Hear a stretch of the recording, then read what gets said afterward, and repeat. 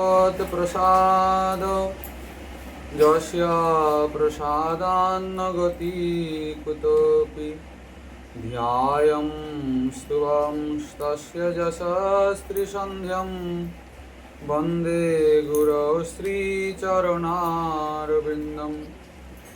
नमो श्रीकालसत्याय जगन्नाथसुताय च सभृत्याय सपुत्राय सकलत्राय ते नमः आजानुलम्बितभुजौ कनकावदातौ संकीर्तनैकपितरौ कमलायताक्षौ विश्वम्भरौ द्विजवरौ जुगधर्मपालौ वन्दे जगत्प्रियकरौ करुणावतारौ बर्हापीडं नटवरवपु कर्णयो कर्णिकारं बिभ्रद्वासं कनककपिशं वैजयन्तीं च मालं रन्ध्राणुवेणुरधरसुधया पूरयन् गोपवृन्दैर्बृन्दारण्यं स्वपदरमणं प्राविशद्गीतकीर्ति हे कृष्ण करुणा सिन्धो दीनबन्धो जगत्पते गोपेश गोपिकान्त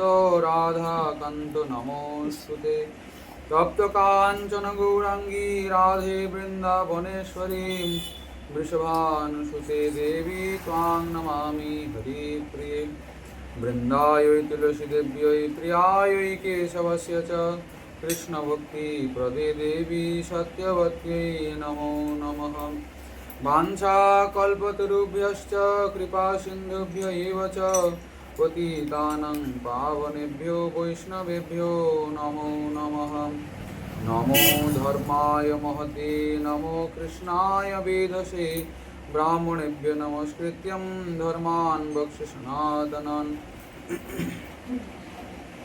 नारायणं नमस्कृत्यं नरं चैव नरोत्तमं देवीं सरस्वतीं व्यासं ततो जयमुदीरयेत् मूकं करोति वाचालं पङ्गुं लङ्घयते गिरिं यत्कृपातमहं वन्दे परमानन्दमाधवं जय रूप सनातन भट्ट रघुनाथ श्रीजीव गोपाल भट्ट दास रघुनाथ এই ছয় গোস্বামীর করি চরণবন্দন যাহা হইতে বিঘ্ননাশ অভীষ্ট পূরণ দুর্গমে পথিমেন্দ্রস্য স্থলৎপাদগতির্মুঃ স্বকৃপা যষ্টিদানেন সন্ত সন্তমবলম্বনম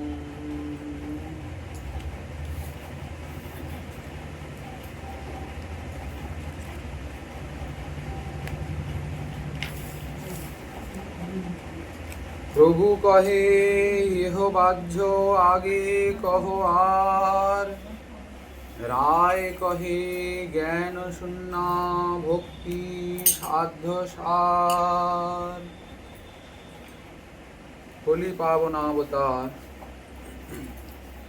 সর্বাবতার সার শিরোমণি অখিল জীববল্লভ আনন্দ কন্দ রসরাজ মহাভাব মিলিত স্বরূপ নদিয়ানন্দ সুচির দুলাল গৌরহরির অত্যন্ত প্রিয় পার্শ্বদবর্জ্য শ্রী শ্রীল কৃষ্ণদাস কবিরাজ গোস্বামী পাদ বিরচিত শ্রী শ্রী চৈতন্য চরিতামৃতের মধ্যলীলার অষ্টম পরিচ্ছেদে পরিচয় দিচ্ছেন। প্রভু কহে ইহ বাহ্য আগে কহ আর রায় কহে জ্ঞান শূন্যা ভক্তি সাধ্য সার। গতকালকে আমরা এই প্রসঙ্গে নাম অপরাধ, বৈষ্ণব অপরাধ,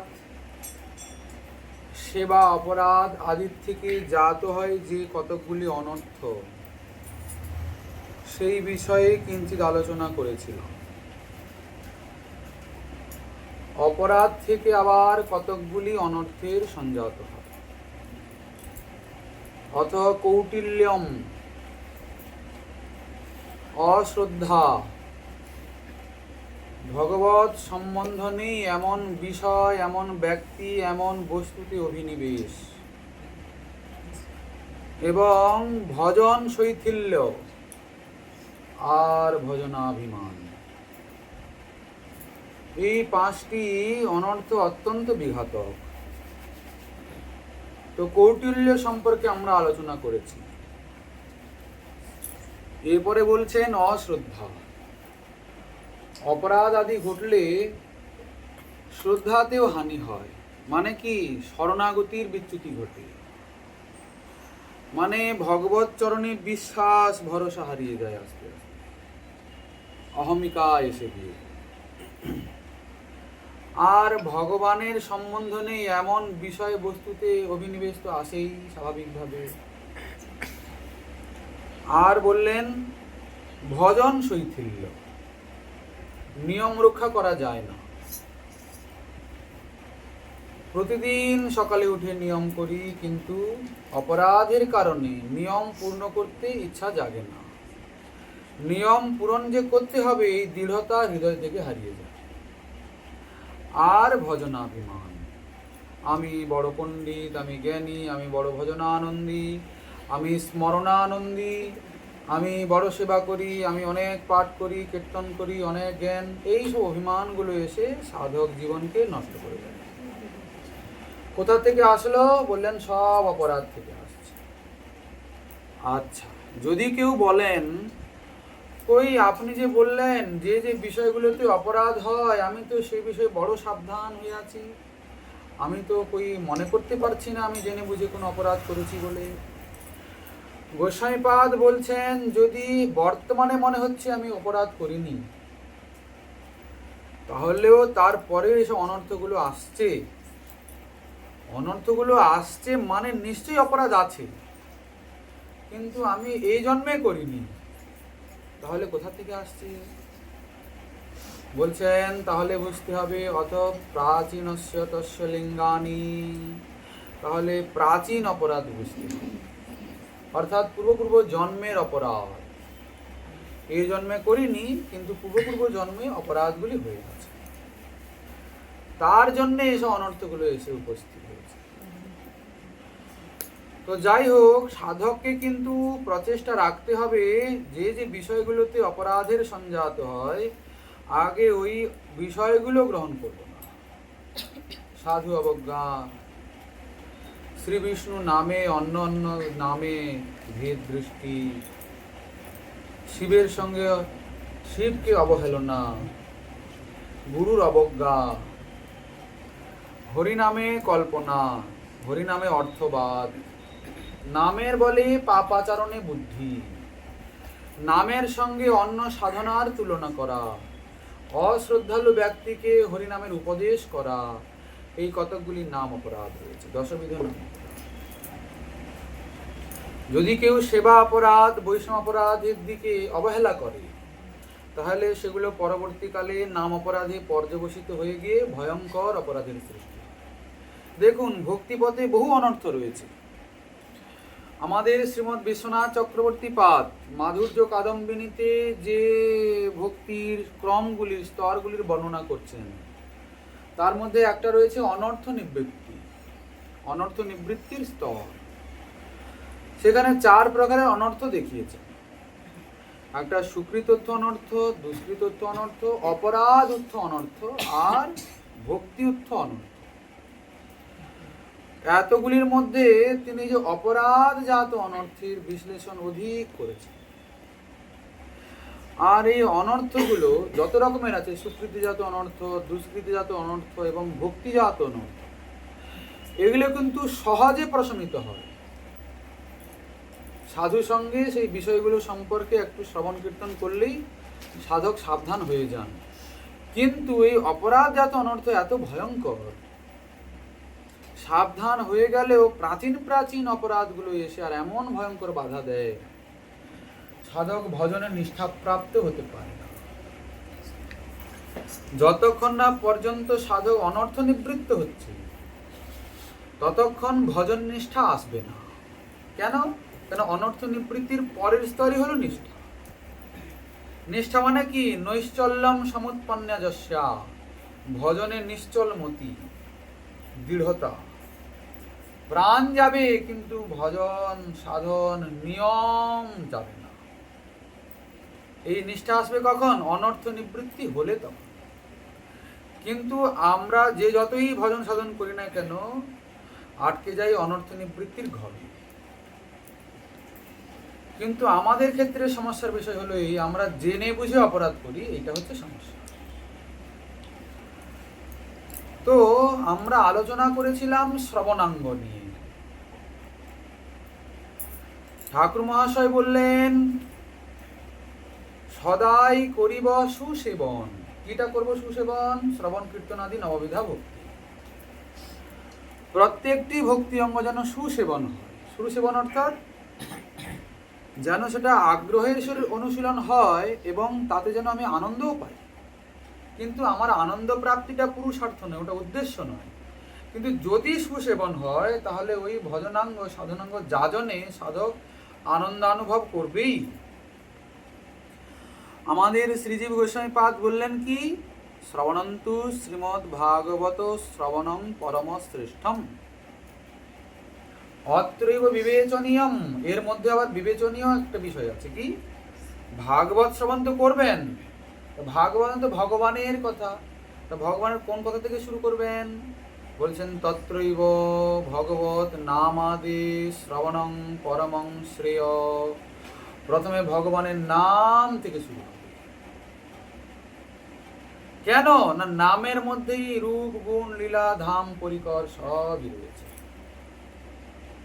রাধারানী কি বললেন? সই কেবা শোনাইল শ্যাম নাম, কানের ভিতর দিয়া মরমে পশিল গো, আকুল করিল মন প্রাণ, না জানি কতেক মধু শ্যাম নামে আছে গো, বদন ছাড়িতে নাই পারে, জপিতে জপিতে নাম অবশ্য করিল গো, কেমনে পাইব বলো তারে। এই দেখুন, নাম করতে করতে কেমন তাকে পাওয়ার লালসা যাচ্ছে।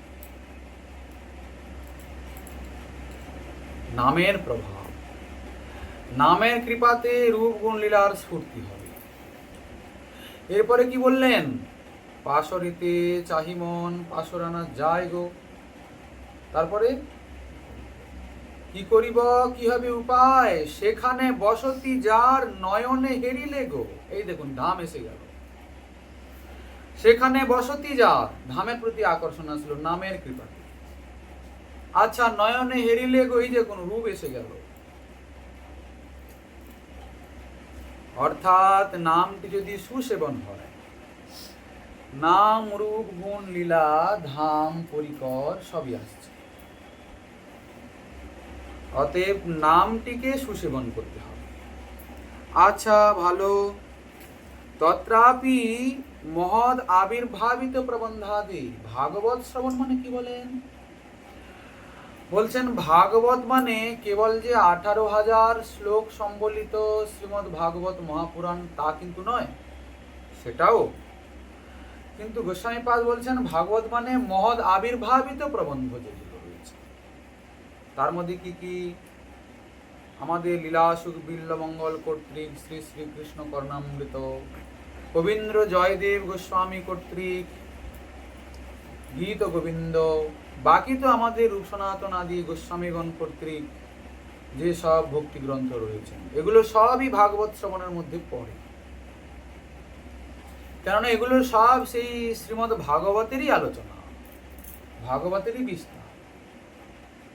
গীতে কথা এইসব ভক্তি গ্রন্থগুলোর অনুশীলনে, শ্রবণে, আলোচনায় চিত্ত শুদ্ধ হবে, পবিত্র হবে, চিত্তের একাগ্রতা আসবে। এই জন্য বলছেন ভাগবত শ্রবণ মানে মহতের দ্বারা আবির্ভাবিত প্রবন্ধগুলোকেও বুঝতে হবে। অর্থাৎ ভক্তি রসামৃত সিন্ধু, উজ্জ্বল নীলমণি, ষট সন্দর্ভ আদির আলোচনা, কৃষ্ণ কর্ণামৃত, গীত গোবিন্দ, চৈতন্য চরিতামৃত, চৈতন্য ভাগবত আদি যেসব গোস্বামী গ্রন্থগণ রয়েছেন তাদের আলোচনা। আচ্ছা, এই মহতের দ্বারা আবির্ভাবিত প্রবন্ধগুলো তো ভাগবতী, কিন্তু সেগুলো যদি মহতের দ্বারা কীর্তিত হয় তাহলে তো আরো আনন্দের কথা। তত্র মহৎ কীর্ত্যমানস্য। মহৎ মানে কি? সদাচারী, অনুভবী, ভজনশীল, ভজন অনুভবী। যদি মহতের দ্বারা সেই সব প্রবন্ধগুলো আলোচিত হয় তাহলে আরো ভালো হলো। আচ্ছা, বলছেন সব তো ভালো, তার মধ্যে আবার সোনায় সোহাগা হয়ে যাবে তখন যখন স্বজাতীয় মহৎ হবেন। ওটা একদম সোনায় সোহাগা হয়ে গেল। ভক্তি গ্রন্থের আলোচনা হোক, স্বজাতীয় মহতের মুখে যদি সেই গ্রন্থের আলোচনা করা যায়, শোনা যায়, তাহলে আর তো বলার কোনো কথা নেই। আচ্ছা, এবার বলছেন ততপি শ্রী ভাগবতস্য তত্রাপি চ মহৎকৃত্য মানস্যেতি তত্রাপি সবাসন মহানুভব মুখাত, মানে এই যে স্বজাতীয় সাধুর সঙ্গ। শ্রী ভাগবত নামাদি শ্রবণম স্বজাতীয়াশয়ে সাধু সঙ্গে স্নিগ্ধে সাধু সঙ্গে শতবর। স্বজাতীয় সাধুর সঙ্গ করবে, স্নিগ্ধ সাধুর সঙ্গ করবে, শতবর মানে নিজের থেকে শ্রেষ্ঠ সাধু। শ্রীমদ্ ভাগবত নামাদি, শ্রীমদ্ ভাগবতের নাম, ভাগবতের অর্থ, রস আস্বাদন করবে কিসে? রসিকৈহি সহ, রসিকের সঙ্গে ভাগবত রস আস্বাদন করবে। আচ্ছা, রসিক মানে কাকে বুঝি? দেখুন আমাদের কবিরাজ গোস্বামীপাদ কি বলছে। আমরা তো রসিক সবাইকে বুঝি না। বলছেন হৃদয়ে ধরয় যে চৈতন্য নিত্যানন্দ, এসব সিদ্ধান্তের সেই পাইবে আনন্দ। স্বভাবত সিদ্ধান্ত তত্ত্ব শুনতে ভালো লাগে না, তত্ত্ব সিদ্ধান্তের মধ্যে রস থাকে না, রস তো লীলায়। কিন্তু যদি নিতাই গৌর সুন্দরকে হৃদয়ে ধারণ করা যায়, সিদ্ধান্ত শুনতে আনন্দ লাগে।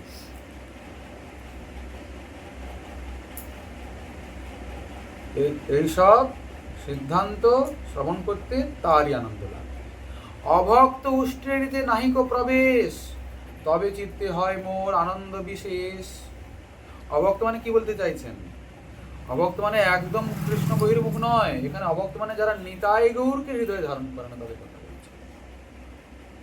এইসব সিদ্ধান্ত রস আম্রির পল্লব, ভক্তগণ কোকিলের সর্বদা বল্লভ। আমের বকুল,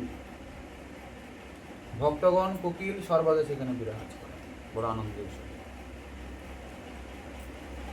অতএব নিতাই গৌর সুন্দরকে হৃদয়ে ধারণ করে যুগল কিশোরের ভজন। আচ্ছা, শ্রবণ মানে তাহলে সোজা কথা, ভগবানের নাম রূপ গুণ লীলার শব্দ স্পর্শ হলেই শ্রবণ হয়ে গেল। তাহলে এত যে বিশ্লেষণ করলেন, বলে এগুলো হলো সেই শ্রবণ অঙ্গটা যাতে সুসেবন হয় তার জন্য। মানে শ্রবণ মানে তো শোনা, নাম রূপ গুণ লীলার শব্দ ঢুকলো, কর্ণে ঢুকলো, শোনা হলো। কিন্তু সুসেবন করতে হলে এই বিষয়গুলোকে বুঝতে হবে। আচ্ছা, এবার কি না কীর্তন। কীর্তন মানে কি? নাম রূপ গুণ লীলার কীর্তন। নিজে নিজেও করা যায়, আবার বহুভীর মিলিত, সবাইকে মিলেও করা যায়। সেটা কি বলে? সংকীর্তন। আবার সংকীর্তন মানে সম্যক কীর্তন। গোস্বামীপাদ বলছেন সংকীর্তন আবার একটা রহস্য আছে কি, যদি কেউ উচ্চৈশ্বরে সংকীর্তন করে, উচ্চৈশ্বরে নাম করে, তাকেও সংকীর্তন বলে। একা একা করছে, উচ্চস্বরে করছে। বলে কেন উচ্চস্বরে করতে হবে? হরিদাস ঠাকুরকে জিজ্ঞাসা করা হলো, আপনি জোরে জোরে নাম কেন করেন, আস্তে আস্তে করতে পারেন না?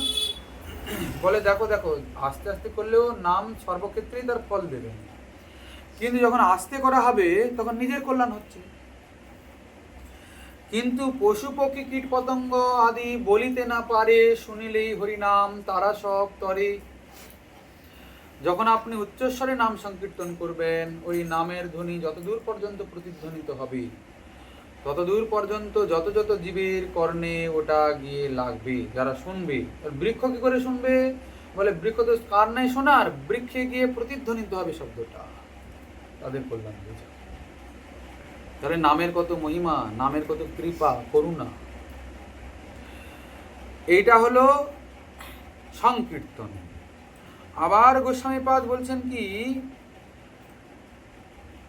নাম সংকীর্তনম আরতি ভারাত।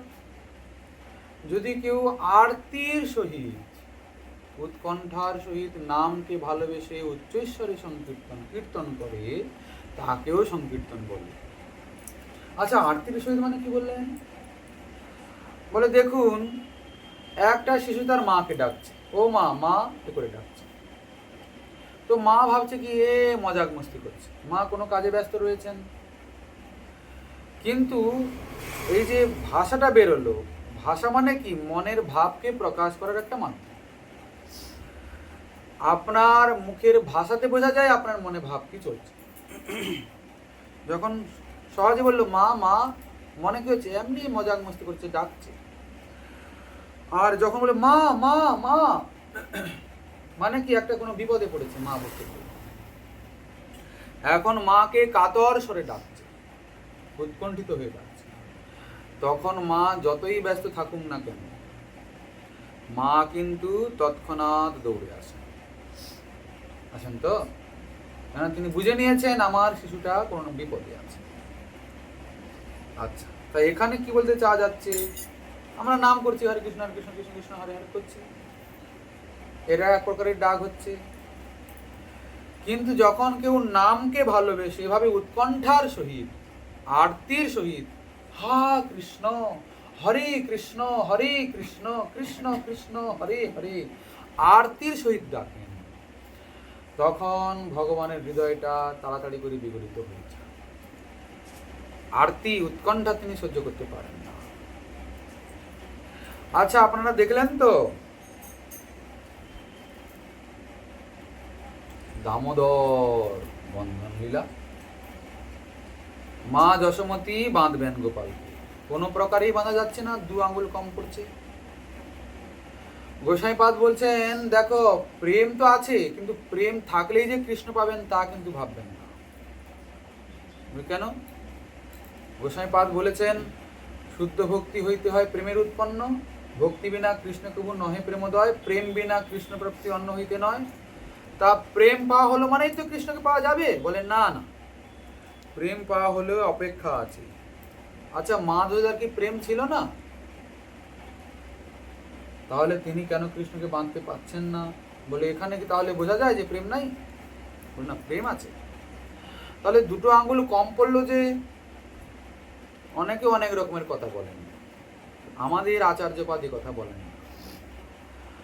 চক্রবর্তীপাদ বলছেন আসলে এক হলো ভক্তের উৎকণ্ঠা, আর এক হলো ভগবানের কৃপা।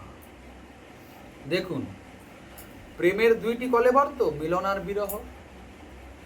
যদি উৎকণ্ঠা না থাকে, আকুলতা না থাকে, তাকে প্রাপ্তি হলেও তার রূপ গুণ লীলার মাধুর্য আস্বাদন করা যায় না। উৎকণ্ঠা কেন আসে? দীর্ঘদিন দীর্ঘকাল অপ্রাপ্তি নিবন্ধন বিরহ। তিনি আমার কোটি প্রাণ প্রতিম, আমার হৃদয়ের ধন, যাকে না দেখে বাঁচি না, যাকে না না শুনে বাঁচি না, যার মুখের কথা না শুনে বাঁচি না, তিনি আমার কাছে নাই। কোথায় তিনি? কবে তিনি আসবেন? কবে তাকে পাব? সাধকের চিন্তা করতে করতে করতে করতে তার নাম নিয়ে উচ্চৈশ্বরে কীর্তন করছে, উৎকণ্ঠা আরতির সহিত। এত উৎকণ্ঠা আরতির সহিত নাম উচ্চারণ করার পরে যখন ভগবত দর্শন হবে, তখন কত আনন্দ হবে। আর উৎকণ্ঠা যদি সহজে পাওয়া যায়, তাহলে এতটা আস্বাদন হবে না। গোস্বামীপাদ বলেছেন এই জন্যে বিরহ নিজে স্বয়ং একটা রস, বিপ্রলম্ব রস। কেন না? ন বিনা বিপ্রলম্বে ন সম্ভোগ পুষ্টিমশ্নুতে। বিরহ যদি না থাকে তাহলে মিলনের আনন্দ পাওয়া যায় না।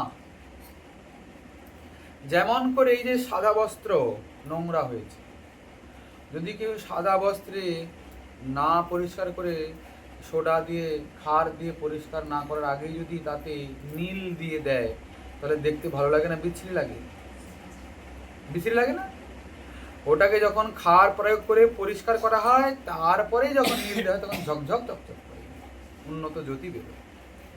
ঠিক সেই রকম কষাইতেহি বস্ত্রাদৌ ভূয়ান রাগ বিবর্ধতে। ঠিক সেরকম বিরহে হৃদয়টা একদম তার চিন্তায় তন্ময় হয়ে যায়। দেখুন, মিলনে হয়তো তাকে এত মনে পড়ে না, কারণ কাছে আছে না। বিরহে সব সময় মনে পড়বে। চিত্তবৃত্তিটা বিরহে তাতে তন্ময় হয়ে যায়। এই বিরহ মিলনের সুখকে বর্ধিত করে। বিরহ আবার কি? উৎকণ্ঠা। এজন্য বলেছেন সংকীর্তনটা সম্যকরূপে তখন কখন হবে? যখন নাম নাম তু সংকীর্তন মার্তি ভারা। হ্যাঁ, আচ্ছা, এই নাম সংকীর্তনই কিন্তু কলিযুগের যুগধর্ম। নাম বিনা কলিযুগে আর নাহি ধর্ম, সর্ব মন্ত্র সার নাম, এই শাস্ত্র মর্ম। এ কথা বলেছেন তো। আচ্ছা, শ্রীমান মহাপ্রভু বললেন নামের কত মহিমা, নামের ফলে কৃষ্ণপদে প্রেম উপজয় বললেন। আবার বললেন যে কি নাম হইতে সর্বসিদ্ধি হইবে সবার, সর্বক্ষণ লহইতে। সর্বক্ষণ নেওয়া যেতে পারে, কোনো বিধিবিধানের বিচার নেই, কোনো শুদ্ধ অশুদ্ধের বিচার নেই, কাল অকালের বিচার নেই। হ্যাঁ, নাম থেকে কি হবে? কৃষ্ণ প্রাপ্তি হবে, প্রেম প্রাপ্তি হবে, সেবা প্রাপ্তি হবে। হ্যাঁ, সেবামৃত সমুদ্রের মধ্যে হবে। ভালো কথা, সব হয়ে গেল। তা আমরাও খুব নাম করছি। বলছেন যে এবার শোনো স্বরূপ, কিরূপে লইলে নাম প্রেম উপজয়, তাহার স্বরূপ শুনো, লক্ষণ শুনো স্বরূপ রামরায়। কিভাবে নাম নিলে প্রেম উৎপন্ন হবে, এখন তার লক্ষণটা শুনো। কিরূপে নাম নিলে হবে? তখন প্রভু বললেন তৃণাদ অপি শুনিচেন তররিব সহিষ্ণুনা, অমানিনা মানদেন কীর্তনীয় সদা হরি। অনুবাদ করে বলছেন, উত্তম হইয়া আপনাকে মানে তৃণাধম, দুই প্রকারে সহিষ্ণুতা করে বৃক্ষসম। তৃণাদপি শ্লোকের ব্যাখ্যা করছেন। আচ্ছা, বৈষ্ণব কি কখনো অধম হয়? বলেন না। কৃষ্ণ ভক্ত অধম হবেন কেন? কৃষ্ণ ভক্ত সর্বদা উত্তম। তিনি হরিভজন করছেন, শ্রী গোবিন্দ তাঁর হৃদয়ে বিশ্রাম করেন, বিরাজ করেন, তিনি অধম হবেন কি করে? তিনি উত্তম, কিন্তু নিজেকে মানেন অধম। নিজেকে মনে করেন আমি অধম, মানে তৃণাধম, তৃণের থেকেও অধম। দুই প্রকারে সহিষ্ণুতা করে বৃক্ষ সম। কিরকম? বৃক্ষ যেন কাটিলেহ কিছু না বলয়, শুকাইয়া মইলেও কারে পানি না মাগয়। আমাদের অবস্থাটা কি সেরকম? আচ্ছা, যদি কেউ বলেন দেখুন এসব মহাপ্রভুর সময় হয়ে গেছে, এখন এসব মানলে হবে, তাহলে কেউ ভর্তি থাকতে পারে। বলে তাহলে প্রেম প্রাপ্তিও হবে না। গোসাইপাদ বলে দিয়েছেন, যদি প্রেম প্রাপ্তি করতে চাও এই শ্লোককে কণ্ঠের হার করে ধারণ করো। কিন্তু আমরা তো সর্বদা মান সম্মানের আকাঙ্ক্ষা করি মশাই, করি কি না? সন্তুষ্ট মানিচ মানে, মহাক্রোধ অপমানে আত্মসুখ ঘুচিল কেমনে? মান অপমান বোধটা আসছে কেন? শরীরে অহং বুদ্ধি থাকার জন্য। আমি এই, আমি সুন্দর, আমি অসুন্দর, আমি এত পড়াশোনা জানি, আমি এত পণ্ডিত, আমি এত বিদ্বান, আমি এত সেবক, আমি এত ভজন করি। এই যে অভিমান, এর থেকে আসে মান অপমান। কিন্তু শুদ্ধ ভক্ত যিনি, তার মধ্যে মান অপমান থাকবে না। গীতাতে শ্রীকৃষ্ণ বলেছেন না, তুল্য নিন্দা স্তুতির মৌনী, সন্তুষ্ট যেন কেনচিৎ, অনিকেত স্থিরমতির ভক্তিমান মে প্রিয় নরহ। নিন্দা স্তুতিতে তুল্য জ্ঞান, সমতা জ্ঞান। নিন্দাতেও তার দুঃখ নাই, আর স্তুতিতে তার আনন্দ নাই। বিষয়টা এত সোজা নয়। শুধুমাত্র বলে দিলেই যে বাস হয়ে গেল তা কিন্তু নয়। বিষয়গুলো শুনতে আর বলতে যত সোজা, মানাটা তত সোজা নয়। কিন্তু যদি প্রেম প্রাপ্তি করতে হয় তাহলে বিষয়গুলোকে মানার চেষ্টা করতে হবে। বলে এ জন্মে তো হলো না, আবার কোনো জন্মের চেষ্টা করবো। বলে না, তাহলে আর হবে না। এই জন্মে হবে না কেন? এই জন্মটা কি দোষ করেছে? এই শরীরটা কি দোষ করেছে? দোষ তো করেনি। আবার যে আপনি শরীর পাবেন, সেই শরীরে তো এই রকম এই উপাদানেই তো গড়া হবে না, অন্য কি দিয়ে গড়া হবে? সেই পঞ্চভৌতিক শরীরই পাবেন নাকি? আচ্ছা, এত করুণার বেলা জালে আমরা ঘিরে আছি, দেখুন কত দয়া। নিতাই চাঁদ কিরকম দয়া করছেন, যেই আগে পড়ে তারে করয়ে নিস্তার। হ্যাঁ, যে সামনে পড়েছে তাকে উদ্ধার করে দিচ্ছে। শ্রীমন মহাপ্রভু পাত্র অপাত্র বিচারণাম ন কুরুতে ন সংকরং বিক্ষেপি, তিনি বিচার করলেন না পাত্র অপাত্র, যাকে তাকে দিলেন। যারে তারে কইল দান, নাহি জানে স্থানাস্থান, মহাপ্রভু দাতা শিরোমণি। কি দিলেন না, সেই গুপ্ত ভাব সিন্ধু, ব্রহ্মা নাজার পায় বিন্দু, হেন ধন বিলাইল সংসার। ব্রহ্মা, শিবেন্দ্র, বরুণ চন্দ্র, এমনকি ভগবতী লক্ষ্মী পর্যন্ত যার বিন্দু মাত্রকে পেতে পারেন না। আচ্ছা, সেই জন্য তো বৈকুণ্ঠ ছেড়ে তিনি আসলেন। এখনো তপস্যা করছেন কি না? তিনি তো নারায়ণের বক্ষ বিলাসিনী, নারায়ণী বৈকুণ্ঠেশ্বরী, কিন্তু তিনি শ্রীকৃষ্ণ মাধুর্য লোভে মাধুর্যে লুব্ধ হয়েছেন, কিন্তু অভিমান আছে বলে পেলেন না। দেখুন কি অভিমান আছে, তিনি জানেন আমি বৈকুণ্ঠেশ্বরী, কিন্তু ব্রজেন্দ্র নন্দনের সৌন্দর্য মাধুর্য আস্বাদন করতে হলে তো গোপীভাব হতে হবে, মাধুর্যনিষ্ঠ হতে হবে। গোপী অনুগতি বিনা ঐশ্বর্য জ্ঞানে, ভজিলেহ নাহি পায় ব্রজেন্দ্র নন্দনে। তাহাতে দৃষ্টান্ত লক্ষ্মী করিলা ভজন, তথাপি না পাইল ব্রজে ব্রজেন্দ্র নন্দন। কেন পেল না? না গোপিকা অনুগা হইয়া না কইল ভজন। গোপীগণের অনুগত হলো না। কেন হলো না? ওরা সামান্য গোয়ালিনী, আমি কোথায় বৈকুণ্ঠেশ্বরী। এই দেখুন অভিমান এসে কি করতে পারে, হলো না, পেলেন না। এই জন্যে এই অভিমানটা আসলো কি করে? অহংতা থেকে। আমি তুলে ফেললো কোথা থেকে কোথা। এইটুকুনি যদি অভিমান সরিয়ে দিতে পারত, ব্রজাঙ্গনাগণের মতন সৌভাগ্য পেত ভগবতী লক্ষ্মী, পেত কিনা? আচ্ছা, কৃত্য সাধন তো করলো, কষ্ট তো করলো যথেষ্ট, বৈকুণ্ঠের ঐশ্বর্য সম্পত্তিকে ত্যাগ করলো, সুখকে ত্যাগ করলো, বৃন্দাবনে আসলো, এত পরিশ্রম করার পরেও পেল না। কেন? অভিমান। দেখুন আমাদের শ্রীমন মহাপ্রভু বলছেন যে দেখো সাবধান, কিন্তু অভিমানটাই অপরাধ ডেকে আনে। কি অপরাধ? বৈষ্ণব অপরাধ। কেমন অপরাধ? বলছেন যদি বৈষ্ণব অপরাধ উঠে হাতি মাতা, উপাড়ে বা ছিন্ডে তার সুখী যায়। ভক্তি কল্পলতাকে ছিঁড়ে মিড়ে শেষ করে দেবে। লতার সঙ্গে তুলনা করলেন কেন? না ভক্তি এত কোমল জিনিস, অমর্যাদা হলেই নষ্ট হয়, উনি চলে যান, থাকেন না। যদি গুরু বৈষ্ণব অপ্রসন্ন হন, অসন্তুষ্ট হন, নাম প্রভুর অপ্রসন্নতা এসে যায়, ভক্তি নষ্ট হয়ে গেল, থাকেন না তিনি তখন। প্রভু বলেছেন অমর্যাদা, মর্যাদা লঙ্ঘন আমি সহিতে না পারি। মর্যাদা লঙ্ঘন আমি সহ্য করতে পারি না। আচ্ছা, মর্যাদাটা কি ঠাকুর? বলে আমার আচার্যগণ যা যা সিদ্ধান্ত করেছে তাকে মানার চেষ্টা করে, সেটাই মর্যাদা। ওদের সিদ্ধান্তের বহির্ভূত আচরণ, চিন্তা ভাবনা, কথাবার্তাই অমর্যাদা। হ্যাঁ, আচ্ছা ভালো কথা। বলছেন যেই যে মাগয়ে তারে দেয় আপন ধন, ঘর্ম বৃষ্টি সহে করে আনের লক্ষণ। দেখুন বৃক্ষের মতো সহিষ্ণু হতে হবে বলছেন। এবার আমরা বিচার করবো আমরা কতটা পারবো।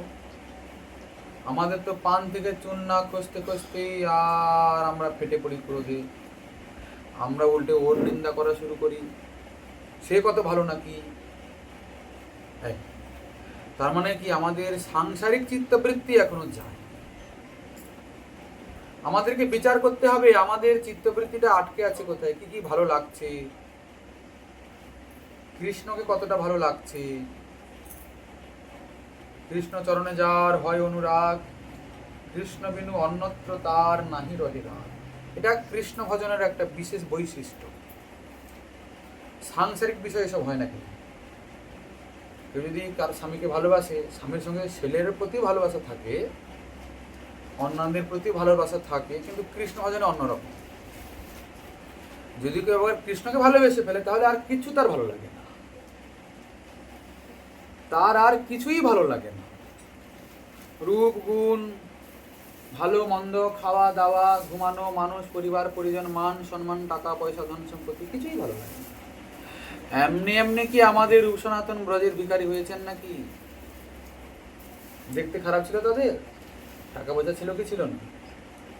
আমাদের নরোত্তম দাস ঠাকুর মহাশয় পদ্মায় স্নান করতেই কন্দর্পের মতন রূপ প্রাপ্ত হলেন, ঝিকিমিকি করছে রূপের লাবণ্যে, আহা।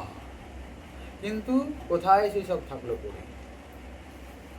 না, এইসব নিয়ে কিন্তু ভজন হবে না। আপনার চিত্তের অভিনিবেশ কোথায় আছে দেখুন, খুঁজুন। চিত্তটা এখন আটকে আছে কোথায়, খুঁজুন।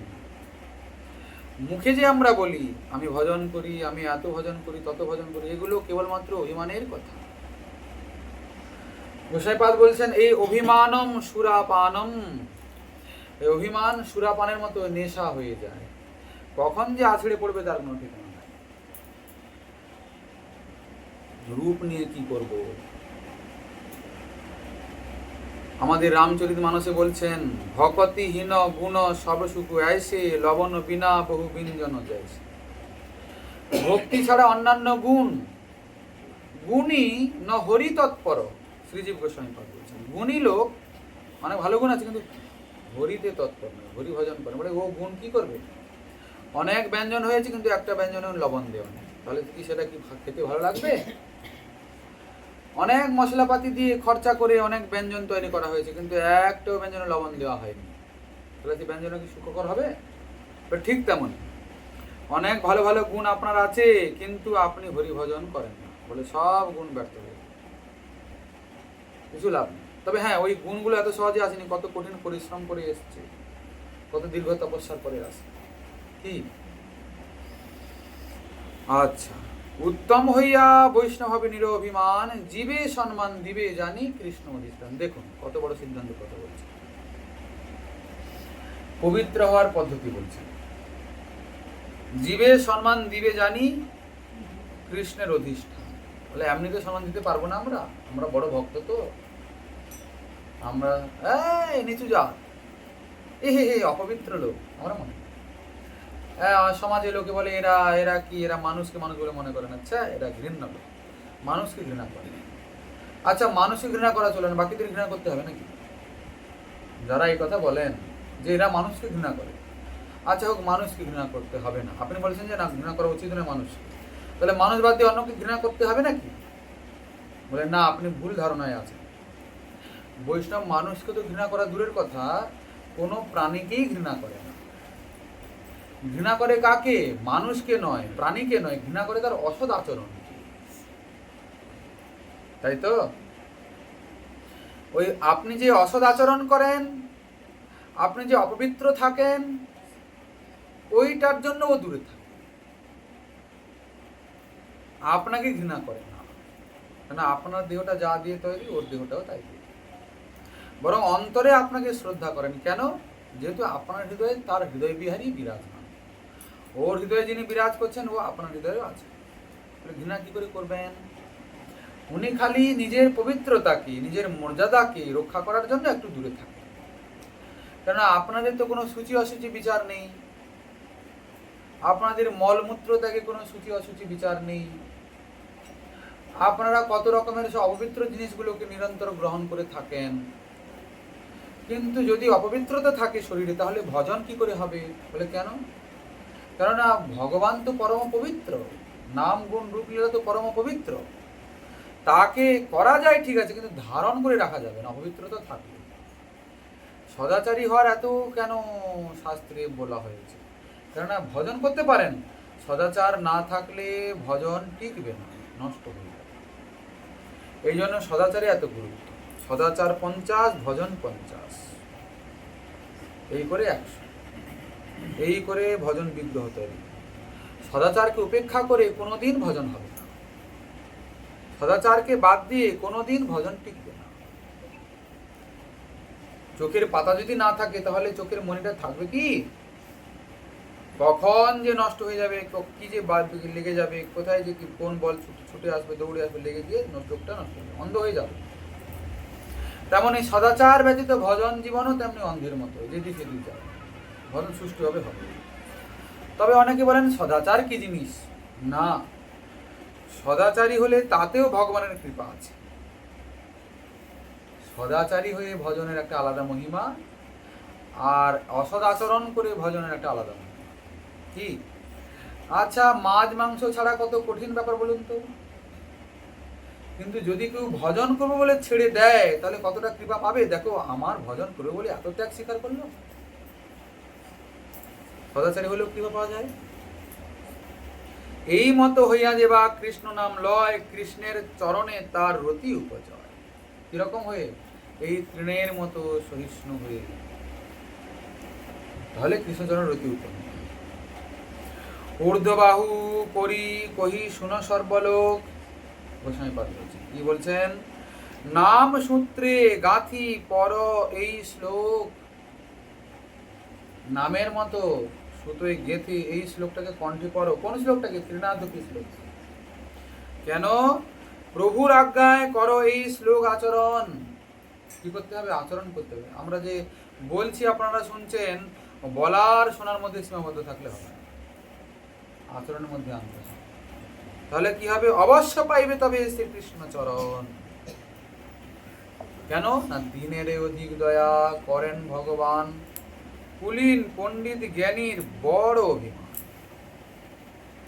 হ্যাঁ, এজন্য সাবধান হতে।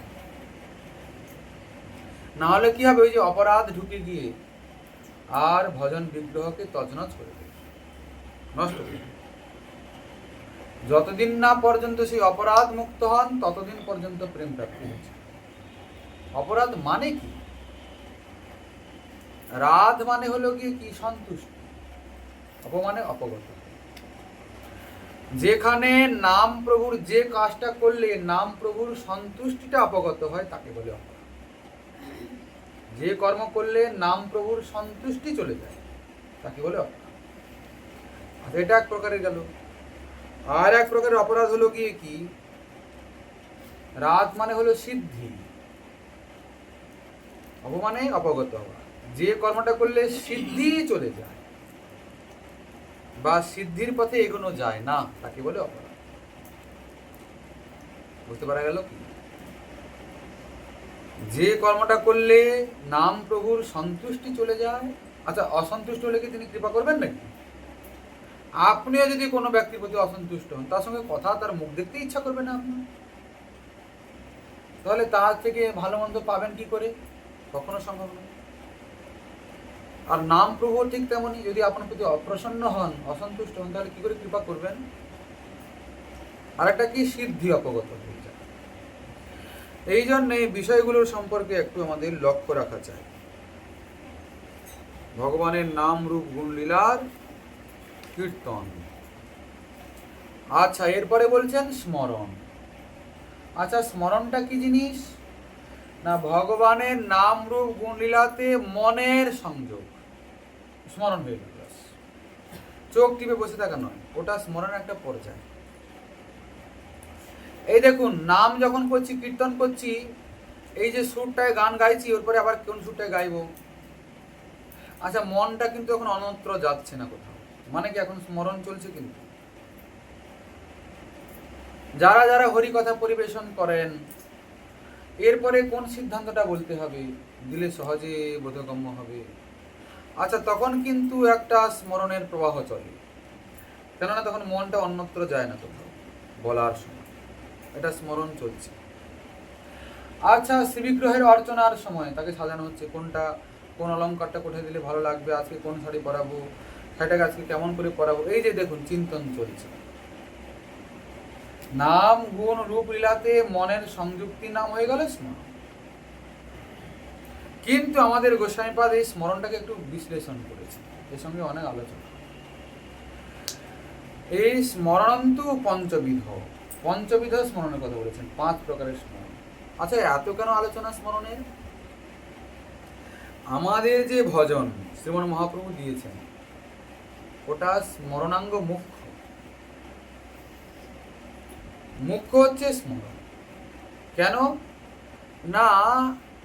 শ্রী গুরুদেব দীক্ষার সময় অন্তশ্চিন্তিত একটা সিদ্ধ স্বরূপের পরিচয় দিয়েছেন।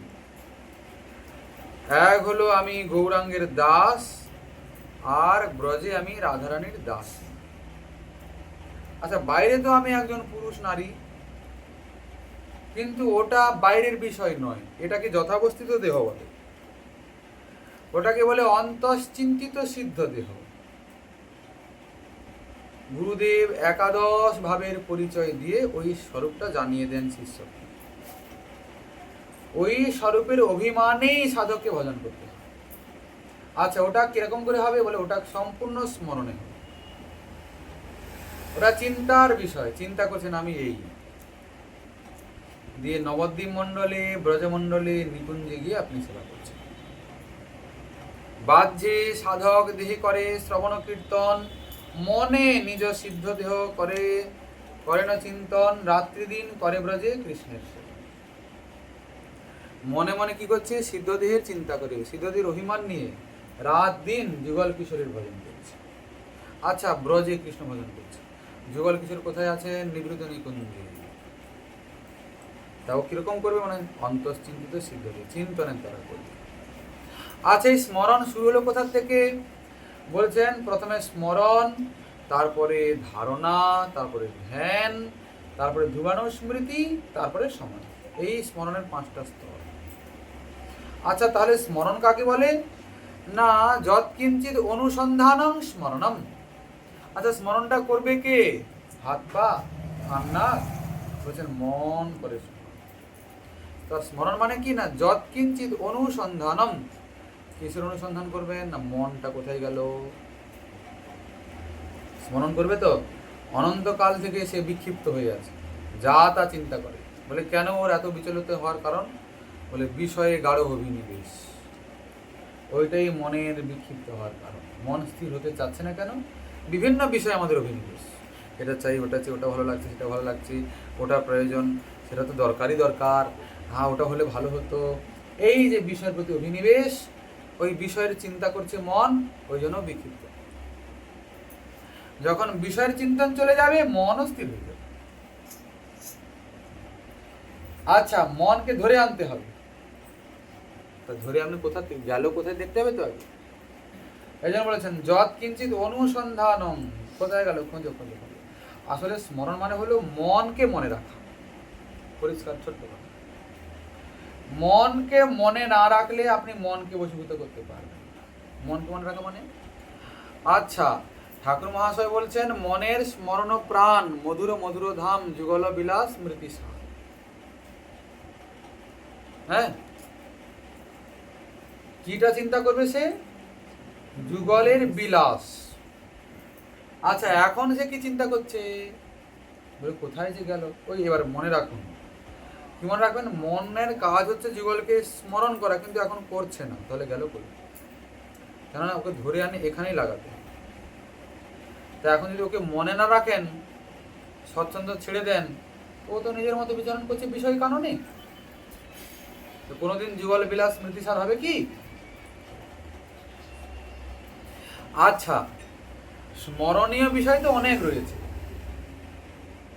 তার মধ্যে কি স্মরণ করব? শাস্ত্রে বলেছেন সততং স্মর্তব্য বিষ্ণু বিস্মর্তব্যন কেন জাত উচিত। সতত বিষ্ণুকে স্মরণ করবে, ভগবানকে স্মরণ করবে। আচ্ছা, ভগবানকে স্মরণ করব? বলে হ্যাঁ, ভগবান স্মরণ করবে, তবে তার মধ্যে শ্রেষ্ঠ স্মরণ হলো বৃন্দাবনের লীলার স্মরণ, ব্রজলীলার স্মরণ। যত ভগবানের লীলা রয়েছে, ভালো কথা। তা বৃন্দাবনেও তো অনেক রকমের লীলা রয়েছে, অনেক রসের লীলা রয়েছে।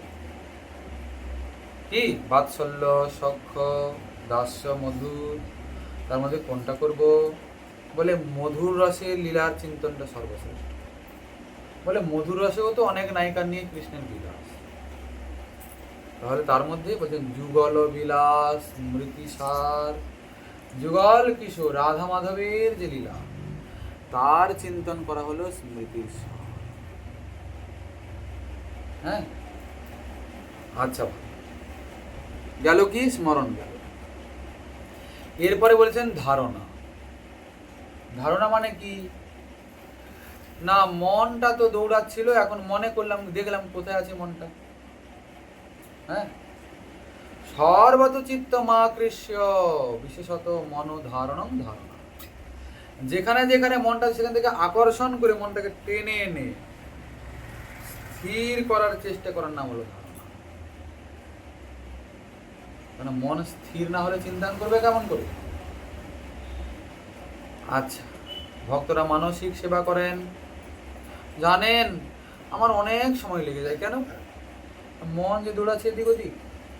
মনটা যদি ধারাবাহিকভাবে চিন্তা করে তাহলে খুব সহজেই একটা পরে একটা লীলার চিন্তন হচ্ছে, সেবার চিন্তন হচ্ছে, হয়ে গেল।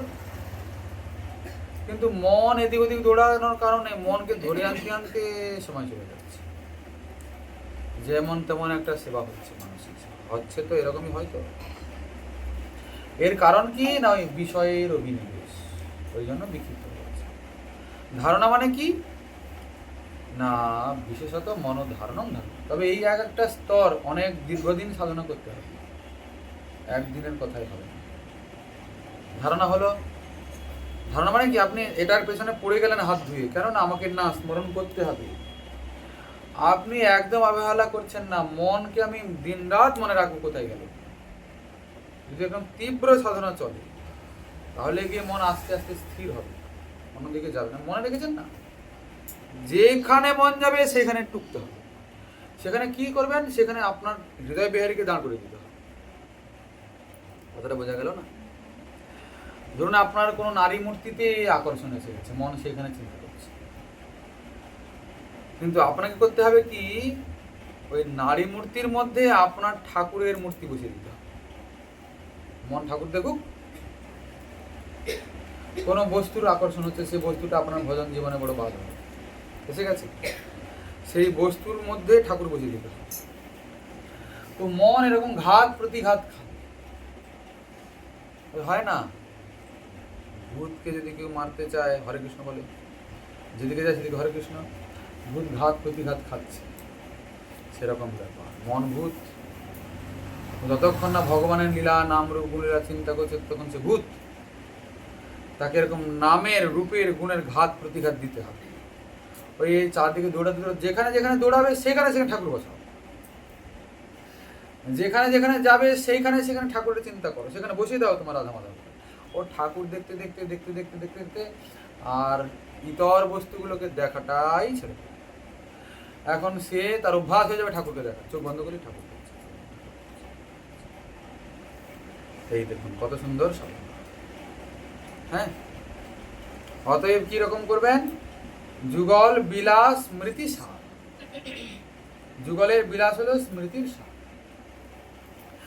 আর এই মন যদি এই যুগলকে স্মরণ না করে, কাম ক্রোধ লোভ মোহ মদ মাশ্চর্য রূপী হিংস্র পশুগুলো তাকে ছিঁড়ে খাবে। যেমন মৃতদেহের মধ্যে, মৃত মানে কি, প্রাণ নাই, শেয়াল কুকুরগুলো ছিঁড়ে খায় কি না, কিন্তু অচেতন অবস্থায় প্রাণ থেকে যদি শরীর এমনিতে পড়ে থাকে তাহলে সে কুকুর শিয়াল ছুঁয়ে নেবে। ঠিক সেরকম মন, মন তো স্মরণ ছাড়া থাকবে না, কিছু না কিছু চিন্তা করছেই, কিন্তু দেখুন মনের চিন্তাগুলো অনেক সময় শরীরের উত্তেজনা বৃদ্ধি করে, কেননা কামনাতে প্রথমে চিন্তা সৃষ্টি করে না। ইন্দ্রিয়গুলো ক্ষুভিত হচ্ছে কেন? মন এমন চিন্তা করছে। আচ্ছা, যখন কেউ ভজনের চিন্তা করে, ভগবানের রূপ গুণ লীলা চিন্তা করে, তখন ইন্দ্রিয়গুলো ক্ষুভিত হয় কি? ইন্দ্রিয়গুলো প্রবল হয়ে দাঁড়ায় কি না? ইন্দ্রিয়গুলো শান্ত হয়ে যায়, চিত্তবৃত্তিটা একটা পরম শান্তি অনুভব করে। আচ্ছা, হৃদয় জ্বলছে কেন? কাম ক্রোধ লোভ মোহ জ্বালাচ্ছে। একটা বিষয় বলতে আমার ইচ্ছা হয়েছে, যতক্ষণ না সেই বস্তু প্রাপ্তি হয়েছে ততক্ষণ হৃদয়টা জ্বলে কি না? যতক্ষণ না সেই বস্তু প্রাপ্তি হয়েছে ততক্ষণ হৃদয়টা ক্রোধে পরিপূর্ণ হয়ে আছে। আচ্ছা, তাহলে ভালো কথা, তা পাওয়া হয়ে গেলে তো শান্তি হয়ে গেল। অনেকে বলে হ্যাঁ হোক হোক, এই ভোগ করলে তাহলে তারপরে গিয়ে ত্যাগ আসে। বলে না মশাই, ভোগ করলে লোভ আসে। যদি কামনা পূর্ণ হয়ে যায় তাহলে আবার একটু পাওয়ার ইচ্ছা চায়। ঘর ছিল না, ঘর বানানো হলো, ঘর তো হলো, খাবে কি? ঘর ধুয়ে খাবে কি? জমি চাই, জমি হলো, তাহলে জমি নিয়ে আর কি করবো? এখন তো অবস্থা খারাপ, জমিটা থাক, ব্যবসা করতে হবে।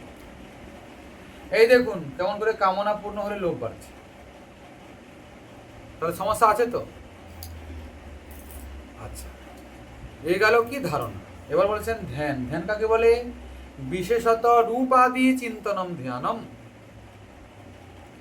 আচ্ছা, রূপ আদি চিন্তনম মানে রূপ গুণ লীলার চিন্তন করবেন, কিন্তু এখন চিন্তনটা অনেকটা স্থির হয়েছে, এখন না মন এখন এত দৌড়ে পালায় না। ধ্যান মানে কি, এখন মনটা এত স্থির নয়। ধারণা স্তরে মনকে ধরে নিয়ে আসতে আস্তে আস্তে আস্তে ওই যেখানে সেখানে ঠাকুরকে বসাতে বসাতে মন ধাক্কা খেতে খেতে একটা শিক্ষা হয়ে গেছে। এখন যায় মাঝে মধ্যে চলে যায়, বেশিরভাগ যায়। হ্যাঁ, এই জন্য মাঝে মধ্যে যাওয়ার কারণে, বেশিরভাগ না যাওয়ার কারণে মনটা সুযোগ পেয়েছে। আচ্ছা, এখানে আরেকটা রহস্য আছে। মনকে যে কেবলমাত্র খালি ধরে আনলেই থাকবে তা নয়, মন কিন্তু কোনো না কোনো চিন্তন ছাড়া থাকতে পারবে না। মন কিছু না কিছু কাজে ব্যস্ত থাকবেই, ওকে ব্যস্ত রাখতেই হবে। মন ভূত তো। ওই যে সেই লোকটা গরিব ছিল, একজন একটা ভূত এসে বলছে, এই তোমার কোনো চিন্তা করার দরকার নেই, আমি তোমার সব পরিপূর্ণ করে দেবো। বলে, তুমি কে ভাই? আমার ভূত। ভূত? বলে হ্যাঁ। বলে তা দাও। বলে হ্যাঁ দেবো তো, ঠিক আছে, কিন্তু একটা শর্ত আছে। কি শর্ত? বলে আমাকে সবসময় কাজ দিতে হবে, কিন্তু কাজ নিতে পারে তোমার ঘাড় মুখে দেবে। বলে আরে চিন্তা করো না, আমার বহু কাজ। শেঠজির অফিস আছে আমার মুম্বাইয়ে, দিল্লিতে, এখানে ওখানে অনেক কাগজপত্রের কাজ সব পেন্ডিং আছে, বহু বছরের সব পুরোনো কাজ। বলে একটা কাগজের সমস্যা সমাধান করতে ওর 2 বছর চলে যাবে, এত মামলা মোকদ্দমা রয়েছে। হোক, ঠিক আছে, চলো, আমার ঘর চাই, বাড়ি চাই, বাংলো চাই, সব করে দিল ভূত, কাজ দাও। এখন ভূতের একটা অলৌকিক শক্তি আছে। বলেছে যাও দিল্লি, যাও দিল্লির অমুক জায়গায় অফিসে আমার এত কাগজ আছে, সব কাজ করে আসো। এই যে ভূত কি করতে পারে তা জানা নাই। আর যেতে না বলতেই সে ঝপ করে গিয়ে ঘুরে এসছে। বলে কাজ দাও। বলে আরে দিল্লির কাজটা শেষ করো। বলে হয়ে গেছে। হ্যাঁ কেমন হয়েছে জানাও দেখি, আমি কেমন তুমি ছলনা করো। ফোন করেছে ম্যানেজারকে, আচ্ছা কাগজগুলো দেখো। বলে কি কথা স্যার, সব কাজ হয়ে গেছে। বলে আরে হয়ে গেল, আরে মুম্বাই চলে যাও। মুম্বাইতে গেল, বলতে না বলতে ঘুরে এসছে। তার ভারতে যত বড় বড় শহর আছে সব শহরেই তার বিজনেস, সব জায়গায় কাগজপত্রের কাজ পেন্ডিং ছিল, সব ভূত 5 মিনিটের মধ্যে করে দিয়েছে। কাজ দাও। হায় হায়, আমি কাজ দেবো? ঘরের বাড়িগুলো পরিষ্কার করে দাও।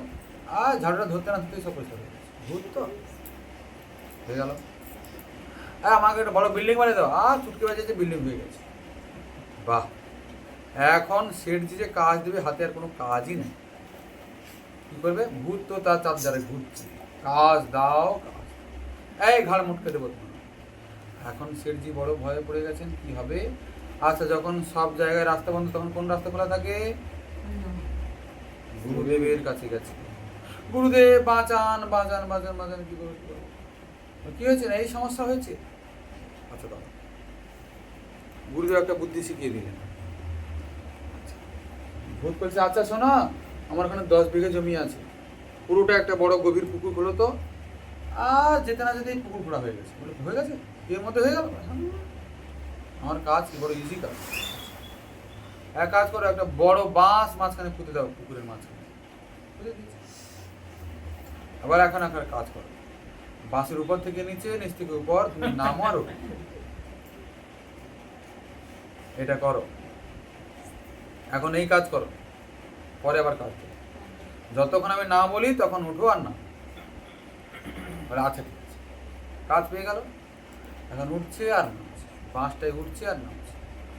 আর সে তো জানে বাবা, আমি এর দিকে আর কখনো ফিরেই তাকাবো না, আমি পালাই আমার রাস্তা, ওইভাবেই থাকি।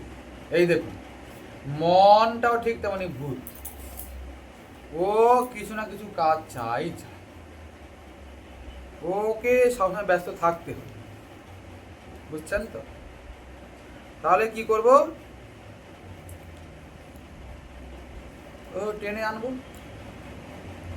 লাগানোর চেষ্টা করব ভগবানে। যখন ধারণা হবে, ধ্যানের স্তর হবে, তখন মনটা অনেকটা স্থির হয়ে গেছে। ধ্যানের পরে হলো কি? ধ্রুবানুস্মৃতি। অমৃত ধারাবৎ অবিচ্ছিন্নম তদ ধ্রুবানুস্মৃতি। মনটা এমন একাকার এমন হয়ে গেছে, আর একদম বেরোয় না কোথাও চিন্তা। এখন অমৃতের ধারার মতো অবিচ্ছিন্নভাবে তার স্মরণ চলছে। আচ্ছা, জলটা কেমন তরল? জলটা উপর থেকে পড়লে একটা ছিন্ন ভিন্ন হয়ে পড়ে কিনা? যদি একটা কঠিন শক্ত, মানে ধরুন তেল, জলের থেকে সেটা বেশি কঠিন, তো তাকে ঢাললে ছিন্ন ভিন্ন হয় কি? সুন্দর সরল রেখায় পড়ে, কেন ওটা গাঢ় হয়ে গেছে। মনটাও তেমনি চিন্তন করতে করতে করতে করতে করতে ধারণা ধ্যান স্তর পেরোনোর পরে তার মধ্যে এমন একটা গাঢ়তা এসে যায় যে সে এখন ভগবানের চিন্তা না করে আর কিছু করতে পারে না। এখন যেমন আমাদের মনে হচ্ছে যে না গো একটু ভগবানের চিন্তা করে নেই 24 ঘন্টা, কিন্তু মনটা মানছে না, মনটা কেবল সংসারের চিন্তাই করছে। ভগবানের চিন্তাটা জবরদস্তি করে করাতে গেলেও কখন যে মন ওখান থেকে সরে সে বিষয় লেগে যাচ্ছে হয়ে যাচ্ছে। কিন্তু যখন ধ্রুবানুস্মৃতি স্তর আসবে তখন সাধকের ইচ্ছা হবে মনটা একটু ভগবানের থেকে বের করে সংসারে দেই, কিন্তু সেই মন যে একদিন বিষয় চিন্তা ছাড়া থাকতো না, এখন সেই মন কখন যে বিষয়ের চিন্তাকে ফাঁকি দিয়ে ভগবানের চিন্তায় তন্ময় হয়ে যাচ্ছে সাধক বুঝতেই পারছে। একে কি বলে? ধ্রুবানুস্মৃতি।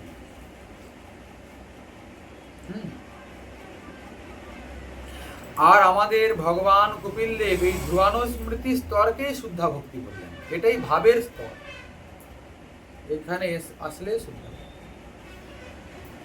মদ গুণ শ্রুতি মাত্রেণ মই সর্বগুহাশয়ে মনোগতির অবিচ্ছিন্নাম যথা গঙ্গাম সম্বুধ। মনের গতিটা অবিচ্ছিন্ন ভাবে আমার চিন্তা করবে, যেমন হবে গঙ্গা আদি নদীরা একবারে অবিচ্ছিন্ন ভাবে সমুদ্রের দিকে ধাবিত হয়, সমুদ্রে মিলে গিয়ে ব্যাস তাদের অস্তিত্ব হারিয়ে ফেলে। ঠিক তেমন নির্গুণং ভক্তি যোগস্য লক্ষণং ভক্তি যোগস্য নির্গুণস্য হৃদাহিতম অহৈতুক্য অব্যবহৃতা যা ভক্তি পুরুষোত্তম। এটাই হলো অহৈতুকী অপ্রতিহত ভক্তির লক্ষণ, এটাই শুদ্ধ ভক্তি, এটাই হচ্ছে শুদ্ধ ভক্তির লক্ষণ। কোনটা?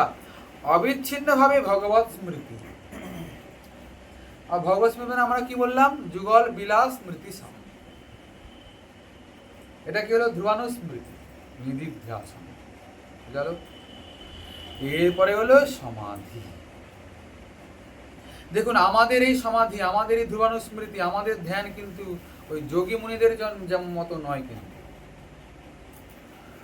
যোগী মুনিরা ব্যাস চোখ নাক কান বন্ধ করে বসে গেল, করলো, শ্বাস প্রশ্বাসের সব নিয়ন্ত্রণ করলো, এই পদ্মাসন, এই রুদ্রাসন, এই আসন, সে কত রকমের আসন আছে, বসে গেল, কৃচ্ছ সাধন করছে। আমাদের কিন্তু এরকম নয়। আমাদের কেমন? গোসাইপাদ বললেন যে দেখো, যদি স্মরণটাকে সুষ্ঠুরূপে করতে হয়,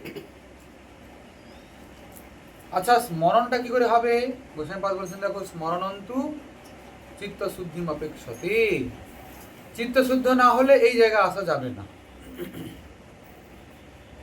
আচ্ছা যদি আপনি চোখ টিপে খালি লীলা স্মরণ করতে বসে যান, চিত্ত শুদ্ধ হবে না।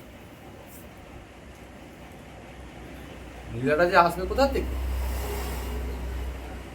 শ্রীজীব গোস্বামীপাদ বলছেন যে নাম সংকীর্তন অপরিত্যাগেন স্মরণং কুর্যাৎ শুদ্ধান্তকরণ চিত নাম কীর্তন অপরিত্যাগেন স্মরণং কুর্যাৎ। আচ্ছা শুদ্ধান্তকরণে নাম সংকীর্তনকে পরিত্যাগ না করে, মানে নাম সংকীর্তন করতে করতে স্মরণ করবে, কিন্তু চিত্তশুদ্ধি তো নামের দ্বারা হবে। আপনি যে আগে বললেন চিত্তশুদ্ধ হয়ে নাম করবে, বলেন না, নাম করতে করতে করতে করতে স্মরণ করলে এতটাই ভালো হয়, একে অপরের পরিপূরক নাম এবং চিন্তন। নামের কৃপায় চিত্তটা শুদ্ধ হয়ে স্মরণটা গাঢ় হয়, আর যখন চিন্তনটা আস্তে আস্তে গাঢ় হবে তখন নামে বেশি করে রুচি আসে, নামের প্রতি বেশি করে অনুরাগ আসে। এই হচ্ছে ব্যাপার। এই জন্যে গোস্বামীপাদ বলেন নাম কীর্তনকে পরিত্যাগ না করে স্মরণ করবে, নাম কীর্তনের সঙ্গে সঙ্গে চলবে। কেন না? বাইরে নাম অনর্থগুলোকে নাশ করতে থাকবেন, চিত্তকে শুদ্ধ করতে থাকবেন, সেদিকে স্মরণ, সেই চিত্তের স্মরণের গাঢ়তাকে বাড়াতে থাকবেন। আচ্ছা সমাধি মানে কি? বলছেন সমাধি মানে ধ্যেয় মাত্র স্ফুরণম, মানে ইচ্ছা করলেই স্ফূর্তি এসে যাচ্ছে নাম গুণ রূপ লীলা। এখন মনে হচ্ছে আমি সাক্ষাৎ দেওয়ার রাজ্যে আছি, এটা হয়ে গেল সমাধি। এর পরেও আরেকটা স্তর আছে, গোস্বামীপাদ বলছেন সেটা হলো বিস্ফূর্তি। বিস্ফূর্তি অর্থাৎ সাক্ষাৎকার ভ্রান্তি। এই যেমন মনে হচ্ছে ধরে ফেলি, কিন্তু হাত বাড়াতে গেলেই আর পাওয়া যায় না। এটা আমাদের শ্রীমৎ রঘুনাথ দাস গোস্বামী, শ্রীল প্রবোধানন্দ সরস্বতী এবং আমাদের লীলাসুখ আদির জীবনীতে দেখা যাচ্ছে, আমাদের লেখনীতে বোঝা গেছে। লীলাসুখ এইসব বর্ণনায় সিদ্ধহস্ত। এই আমাদের গোস্বামীপাদ রাধারানীর গলায় হার পরাবেন, হার পরাতে গিয়ে আর গলা খুঁজে পান না। এই দেখুন বিস্কুট, মনে হচ্ছে যেন সাক্ষাৎ সামনে আছে, কিন্তু হার পরাতে গেলেন মানে কি সাক্ষাৎকার ভ্রান্তি, এটা ভ্রান্তি, সাক্ষাৎ নয় কিন্তু ভ্রান্তি, মানে স্মরণের এমন স্থিতিতে পৌঁছে গেছে। আচ্ছা, যদি শ্রীমন মহাপ্রভুর কৃপা হয় আগামীকাল হলো আবার আস্বাদনের আকাঙ্ক্ষা। আজকের ভাগবতী কথা রাখা হলো এখানেই বিশ্রাম।